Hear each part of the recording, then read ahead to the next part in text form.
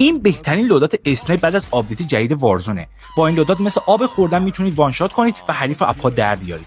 اسنایپ LR 762 در حال حاضر قوی ترین اسنایپ در بازیه و با این ستاپ دیگه لازم نیست اسلحه‌تون رو مکس لول کنید تا قدرت واقعیش رو تجربه کنید. این لودات برای گرفتن وان شات در هر رنجی ساخته شده. برای بهینه‌سازی قدرت شلیک از مازل سسپنسر استفاده کنید که این موقتا شما رو بدون صدا نگه می‌داره. در قسمت برل از لانگ برل استفاده کنید که باعث میشه رنج وان شات شما به شدت افزایش پیدا کنه و دقت به حد اعلا برسه.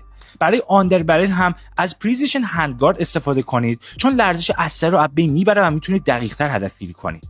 و در آخر برای افزایش موبیلیتی و سرعت حرکت از لایت استاک استفاده کنید. این گزینه به شما کمک میکنه که راحت‌تر در میدان نبرد جابجا بشید. برای بالا بردن سرعت شلیک و قدرت تیرها هم حتما از فایر مود استفاده کنید تا قدرت ضربات شما چند برابر بشه. The bullet drop is less than their